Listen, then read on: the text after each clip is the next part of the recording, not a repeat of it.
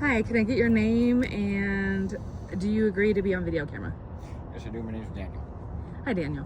And you know I'm coming up to you right now? Okay. So I've come up to you to ask you a few questions. One of which is I was wondering if you want to tell any of your story of how you became homeless. Well, becoming homeless is kind of, it's a rare thing. It's a lot of people don't understand it. To give you an example, part of mine is I was with a friend trying to accomplish a couple of things on a bucket list, and next thing you know, I'm stranded 500 miles away from home, further than that actually, with a vehicle with 2 dogs that aren't mine, and my friend's in the hospital.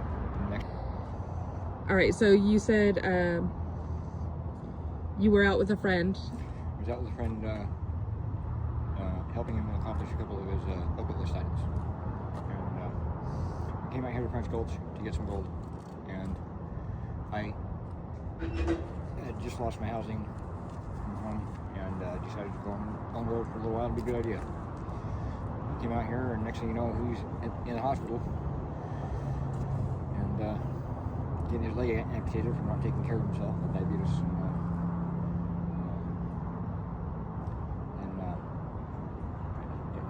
It's kind of like getting a flat tire.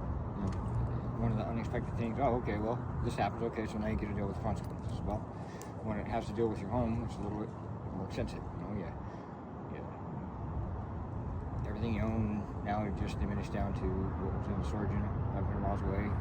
That all just left because they don't have to pay that bill anymore. So, I'll have it went back. It's okay, I can handle that. Realize that all you have is a backpack and a truck and a couple of things, a couple of dogs. He gave my wolf away, and then I had his little dog left, and that dog ran away. The truck got stolen, and here I am today. And it's been a couple of years, and ups and downs. The work is very sporadic around here, so it's not something you can rely on. And have you found that they have enough services, like places to stay, food? No. The services here are interesting because either you're in with them or you're not. And people that are in charge are, some of them have great hearts, some of them don't. And I choose not to be around what they consider to be the local services here. Now, what would you think that would make you or help you the most? Like if you wanted to get on your feet and get a place, what services would you like to see in the community? I think that what would help most would be, and they started last year, no, 2 years ago. They're called pellet homes. Okay, it's a small home inside of a shed. You can get it for 6 to 10 months, and they've got a couple dozen, and they've set up like 5. And so no water, just power. You still have to deal with many of your basic needs, but the shelter and a place to lock your things are the biggest 2 things. So, like, say if they put a warehouse type of thing with like locker rooms in it, that would be beneficial to you guys? That would be like ideal. Yeah, the shower locker room. Yeah.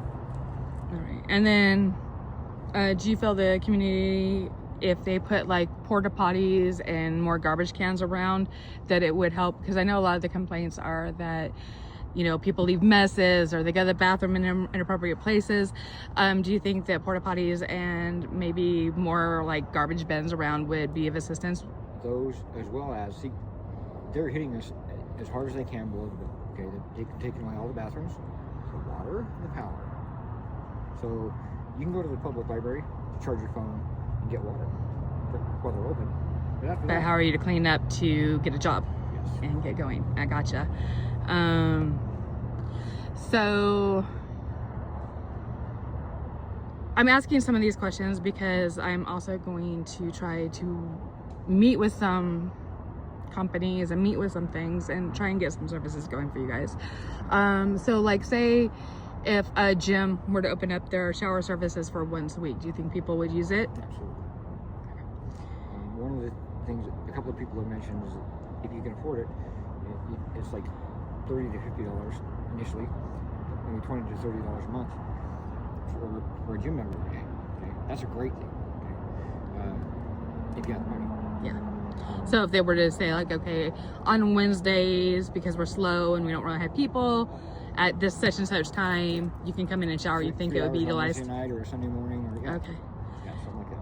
Okay, because that's something I can try to advocate for you guys for. I can go knocking on doors and try to Yeah, that'd be great. do my own something spiel on like that.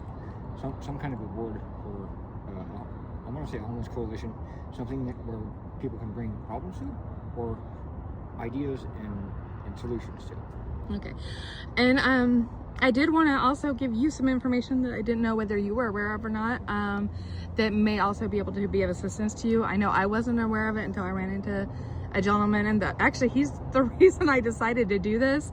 I ran into him last year, and I was gonna start doing this. You're honestly my first interview because things kept happening and I couldn't get this going. But he was out this place that's behind the bank, and Bank of America, over around the corner. Do you know where that is? Okay, so right behind the bank, there's a little hole in the wall building. It gives psychological help to people. It also gives them other means of help, like as far as they direct you to maybe a different place to stay that you may not have known of. So in the meantime, maybe you guys can do that, or maybe you've exasperated all that to you and been like, you know, that's not really working. But just so that you know that they do have information for other services. Before I did this, I kind of wanted to go gather a lot of the pamphlets and stuff. I just didn't have the time.